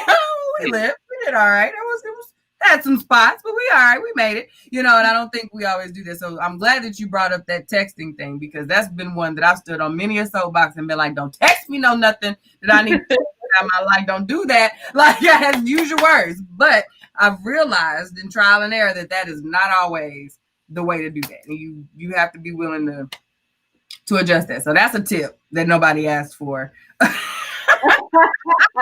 Be willing to get out of your box. Actually, the follow-up question to that, which you just kind of answered, was how do you manage shaky times with someone, and knowing you will go through shaky times and you're trying to manage it healthy, and both parties don't want anything messy or unhealthy. Yeah, and I think kind of what you just said is a good is a good start to that, or a good way to do that. But I think I would say you got to establish that. You said this a couple weeks ago, Q, that every argument it's not about the argument. That's not the word you said, but it's not about the argument. It's about getting better. Mm-hmm. And so, like, establishing early on that these hard conversations are just that, hard conversations for us to get better, not hard conversations saying that there is something wrong with you. Yeah. It's saying that we're not, I'll use it, we're not operating at the highest capacity or our optimal capacity right now. And we're not doing that because there's something happening. So let's talk about that. We're not talking about you as an individual are bad. We're not talking about us as a unit are going to end, but we're not functioning at our best capacity now. How do we do? Let's talk about these things that are in the way. Like, our cars need an oil change. Our cars need new tires. They need maintenance. Our relationships need the same thing. So let's give it the maintenance that it requires. And maybe that's what you have to call it. Yeah, maintenance. Mm-hmm. Yeah, I think that's how you manage it. I think you manage it as, like, we're good. Like, I think a lot of the times, if a foundation is good, these conversations are not as bad. It's when you start attacking, when these things start exposing fault lines and cracks in foundations or missing foundations, that it's like, oh, now we got to go all the way back to the foundation and relay this foundation, which is fine. You just have to understand that that's what this is saying. And so we got to do a lot more work than what we initially thought, because it's just not this problem. It's some problems from. Yeah. And I think it's good for people to if you are trying to, be a better communicator, it's okay to, I mean, when you do have hard feelings or emotions, it's okay to, I don't know, sit in that space for a moment and just accept each other for whatever, space it is. Okay. I brought up something that triggered something. Now they mad. You'd be like, I'm not going to get mad too, because I'm going to be like, okay, I kind of know why. So, allowing, everybody's not going to be Oprah and Dr. Phil, and you're not going to be in this great space all the time. But it's okay, like, okay, let me have my moment. Let me scream a little bit. And then be like, okay, so then let's get that out the way. I mean, usually you can open up things, you can laugh about it later, but I think we get embarrassed by that. And this is supposed to be the person that you know the best. Like, allow yourself to have all that. Allow yourself to be mad. Allow yourself to cry. Allow your partner to throw a tantrum, cry, whatever, and be like, okay. So, you know what I mean? Yeah. Within boundaries. Like, we can throw tantrums within boundaries.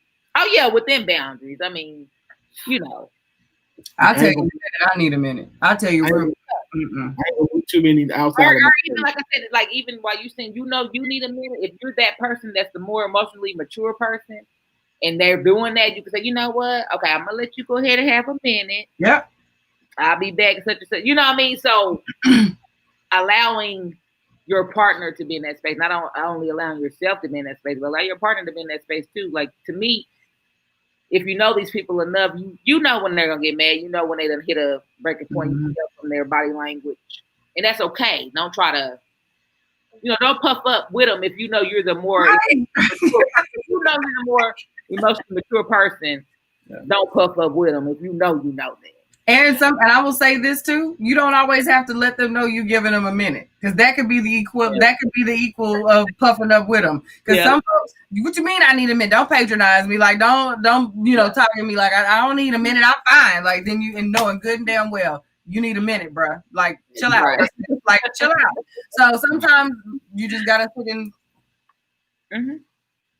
Don't give them the "are you done" face, but you gotta let people have a minute. You gotta the same grace that you ask for yourself. I completely agree with that, Kel. You gotta know when to hold them.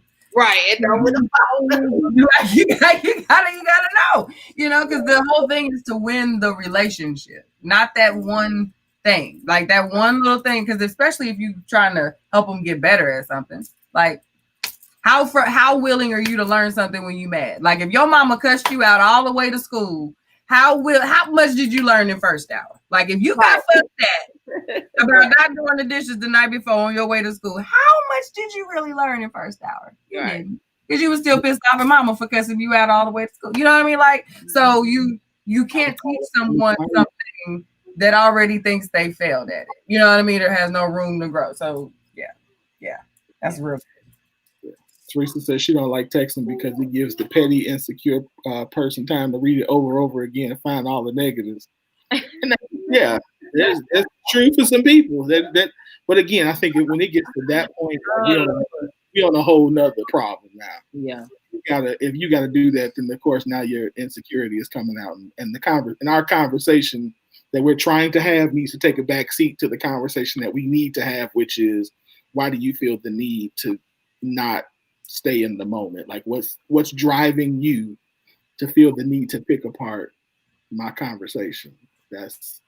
Petty people don't need they petty on all platforms. That just means if you were having that face to face, they be saying stupid stuff they hadn't thought through, and that's just gonna make you even madder. Like, half-cocked stupid responses are even worse than thoughtful. Stupid.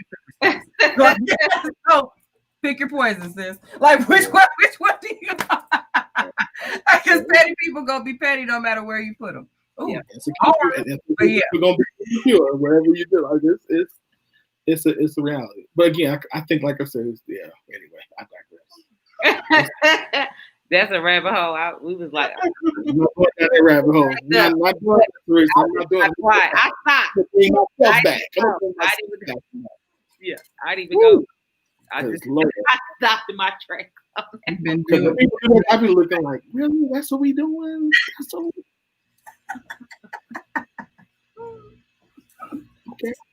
Okay. This one was good though. This one was good because we had some really good conversations about even expectations of like saying it. Just say what you mean. You know what I mean? Just tell me how you feel. I don't really want to dig. Like, I don't want to have to figure all that out. What you mean? What do I see? Like, and this was from men and from women. We give men a bad rap as far as not wanting to have, like, we think all women are very emotional and have all of the words and want to get everyone to have these long drawn out conversations. That is not always the truth. And I know in a lot of ways I'm that way. When it comes to love and intimacy, I'm all about the feelings and the feels. But I am very much in my day-to-day, just get to it. Like, I don't need all the fluff. Stop that. Like, let's just get to, you know what I mean? And I'm very direct about that. I'll cut you off in a minute. But there's a lot of people who live that way in all of their way. You know what I mean? That is just how they are. And even when it comes to intimacy and things like that, they're like, hey, you showed me this is what you like. This is what you respond to. If you don't want to respond to this no more, then you need to just say that. And then I'll redirect and I'll respond to this. But I'm not going to sit here. I don't think about what are you not saying to me when you're not saying to me. Like, I'm thinking about what you're saying to me and that's it. And I have to respect that.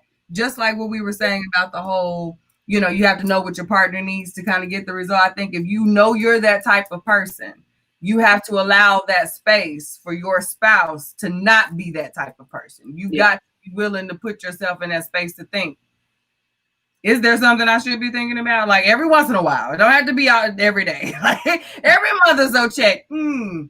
Have I thought about nope. Okay, I think I'm good. You know what I mean? And then come back because it can be easy to check out on the person simply because that's not how you operate, how you do things. It's not what you do. Mm-hmm. Yeah. All right, Kel, we got to wrap it up. Yeah. This one was good.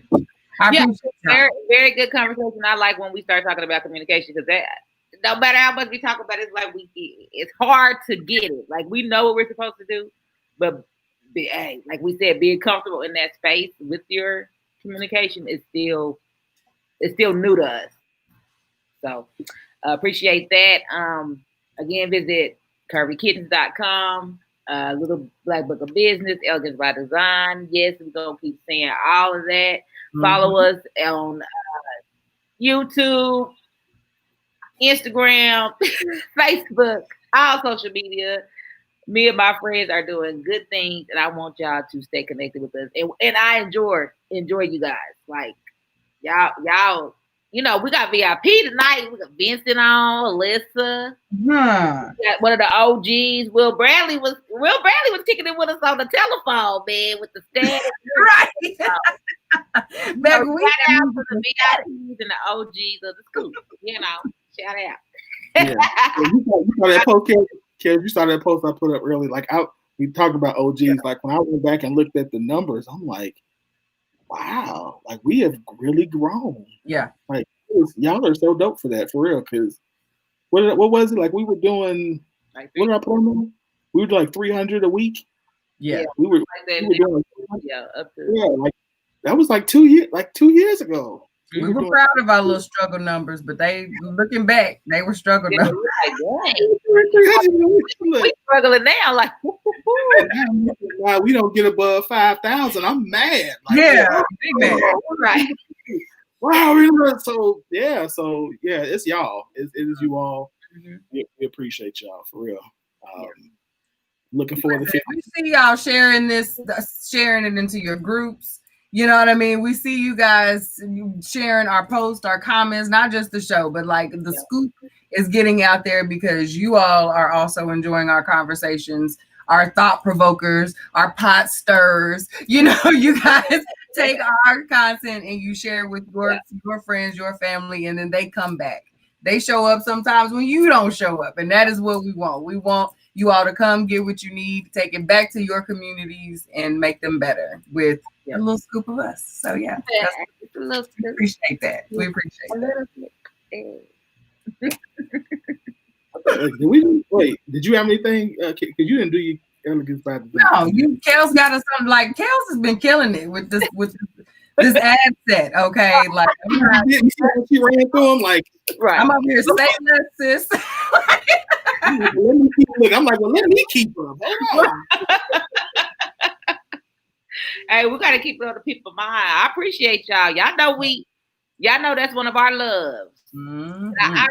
Somebody, who was it? Oh, I can't remember.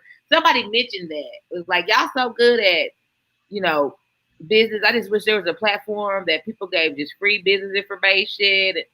I was like, we tried to do that for years. And y'all wouldn't listen to it. I'm like, many times. y'all love like, this. We just Like, what are you doing? We don't want to talk about that. So I like think look, I don't think they understand. Like, we would have shows like we talk about 300 a week, and then we do a business show, it'd be like 3. like, what about y'all would even try to pretend to? Yeah. Like, and after about 3 or 4 times, it's like, we're not doing that. We came together and was like, we're not doing no more of these shows. It's over with. It's like, no, y'all not getting no more of them shows, no more fitness shows. Try to keep y'all healthy. Y'all don't want to listen to that. No more healthy eating. Nope. None We of that. We had look, told us they wanted to do a healthy eating show. We're like, okay, yeah. 6 people. I was like, Bought a guest on. They got a guess and everything out. Listen, this is going bad. We don't need to go. Bring it back. So, specials for the week. I said 6 people. I was like, we're never doing this again. Ever. Don't you ask for no. I was thinking that too. I was like, I would never do this again. So mad. We have been through some things, y'all. These subjects trigger us, okay? Health, finance, business. Y'all go get these segments and be happy. We will not do those shows on these things. No more. A topic every now and again. You might get a link. At the end, we might give you our teaser of one of the topics at the end of the show, but that's as far as we're going now. Because we know y'all. We know what you like. You okay with it? So keep it coming. But no, Again, my words are have a great week, y'all. Be easy on yourself. And yeah. Definitely be easy. Yeah. Y'all do me one favor. If y'all go and watch the show, if y'all go watch it, can y'all tell them put like the scoop on there so that way they know that, because we sent y'all over there.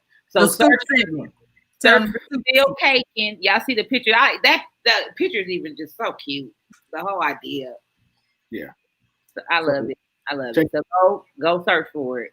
Yep. So, other than that, I don't have anything. Kels, you hit it on the nail. You nailed it. Shop Elegance by Design. Shop Curvy Kitten. Little Black Book of Business.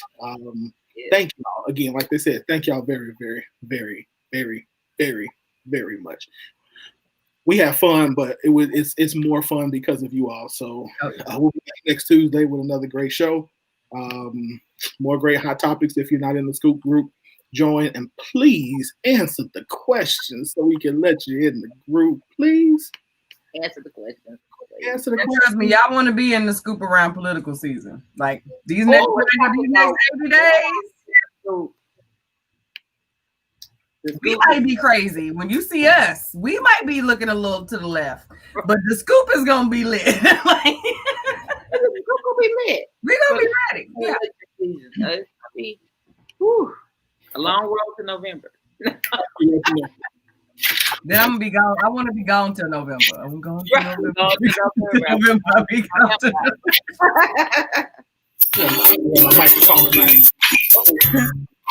You don't need to buy love and tell me where you're headed, love. You could just get it, baby. When you here, purchasing you with me. Oh, you got the real microphone. So I'm trying to get along with you. Anyway, next week I got you. This love is forever. And would you take this long sweet and pull it baby. If this is goodbye, I'm on this drunk. You just can't give up. Can't you see the tears in my eyes? 'Cause I'm on try. Baby, I'll treat you right. Just give me one more shot. If this is goodbye.